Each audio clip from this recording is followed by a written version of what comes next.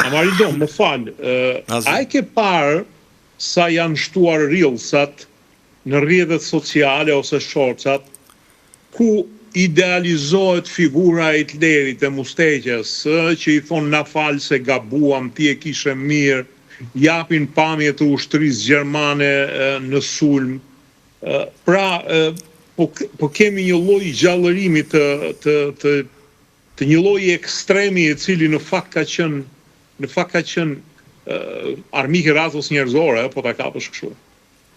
Tani kjo është më se e vërtet, por ndoshta do të nxjerrja pikërisht ke Ukraina, se ke Ukraina ka zanafillin, mund ta quajmë këtë, ose është një nga pjesët që jemi këtu, ke këto rrillsat me Hitlerin. E kam studiu pak luftën e dytë botërore dhe një nga po të shikosh për shembull mënyrën se si nazizmi arriti të manipuloj popull, më kupton, është hera e parë, në më them, në gjithë historinë njerëzore ku u përdor ajo në mënyrë, do më që u ngrit në art pak a shumë ajo që quhet manipulim. Po. Do më që u vu në shkencë, pra nuk ishte më si thjesht si ta provojmë një kështu, po u bë shkencë. Dhe po të shikosh për shembull kishe Amarildo. Në mbështetjen e saj duhet të them që kur kam lexuar kujtimet e Schellenbergu ka qenë shefi Gestapos për ca kohë, po në fakt më tepër ishte shefi kundër zbulimit dhe nazist.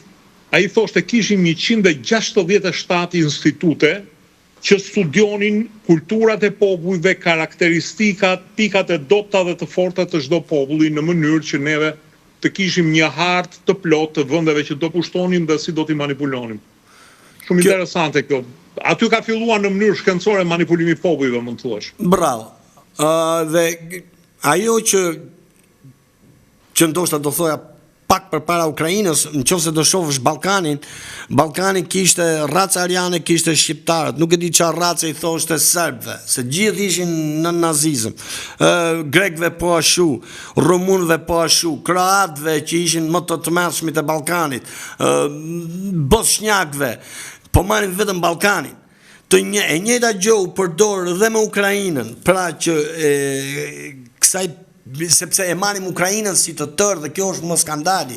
Pra një pjesë e Ukrainës që, si mund të them këto, kishin arrit të shplanin nga trut, që ju nuk i përkisni racës slave, ju keni mësu slavisht padashje, se ju jeni europian.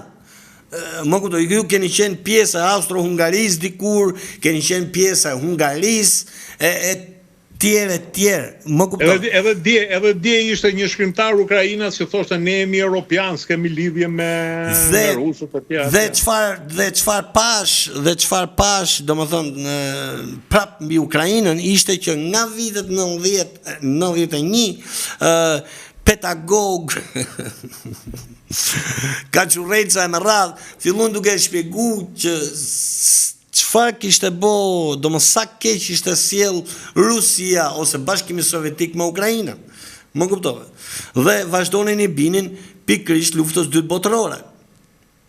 Por mos harrojmë që siç thash, kjo pjesë ku u zgju nacionalizmi, sepse ndoshta e kemi thënë dhe në programe përpara, po ja vlen ta theksojmë që nacionalizmin për vetë në vete kanë përdor vetëm 2 deri në luftën e dytë botërore. Ka qenë i pari Napoleoni, ai është shpiku, se si njerëzit domethënë luftëtarëve mund t'ju japësh, si mund të them, një armë më shumë, duke qenë ne jemi francezë, ne jemi më të mirët, ne jemi kështu, dhe gjerman të dytët.